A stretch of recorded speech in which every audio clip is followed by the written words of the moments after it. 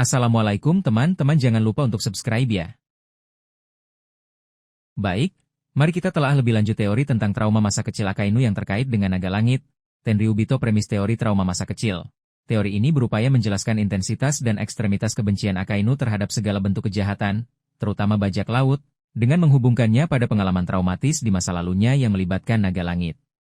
Pengalaman negatif dengan kelompok elit dunia ini bisa membentuk pandangan dunianya yang keras dan tanpa kompromi. Bagaimana trauma dengan naga langit bisa terjadi?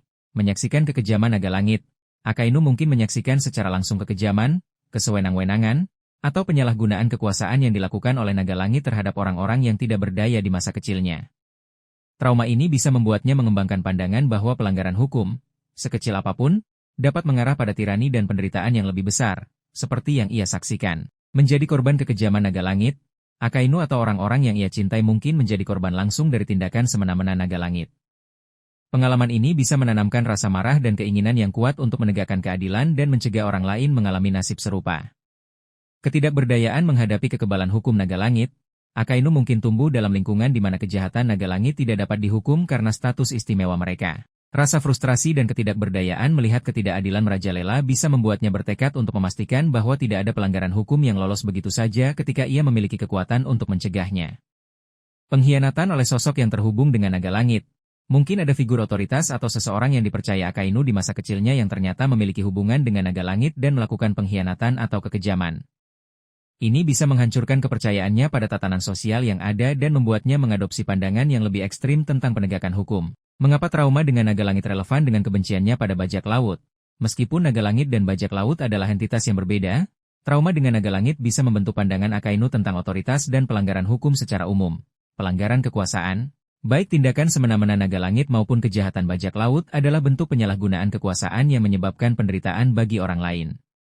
Akainu mungkin melihat keduanya sebagai manifestasi dari masalah yang sama, kurangnya penegakan hukum dan tanggung jawab. Ancaman terhadap tatanan, Akainu mungkin percaya bahwa setiap pelanggaran hukum, jika dibiarkan, dapat mengikis tatanan sosial dan akhirnya mengarah pada kekacauan dan tirani seperti yang mungkin ia saksikan atau alami terkait dengan naga langit. Kebutuhan akan keadilan mutlak.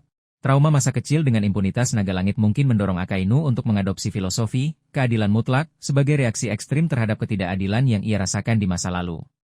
Baginya, tidak ada ruang untuk kompromi atau keringanan hukuman karena ia telah melihat konsekuensi dari pelanggaran yang dibiarkan. Implikasi naratif jika teori ini benar. Kedalaman karakter, memberikan latar belakang traumatis akan menambah dimensi psikologis pada karakter Akainu dan menjelaskan motivasinya yang ekstrim. Potensi konflik dengan pemerintah dunia. Jika Akainu memiliki trauma terkait naga langit, ini bisa menciptakan potensi konflik internal atau eksternal di masa depan jika ia harus berhadapan dengan mereka atau menyaksikan mereka melakukan tindakan yang serupa dengan traumanya. Ironi dalam keadilannya.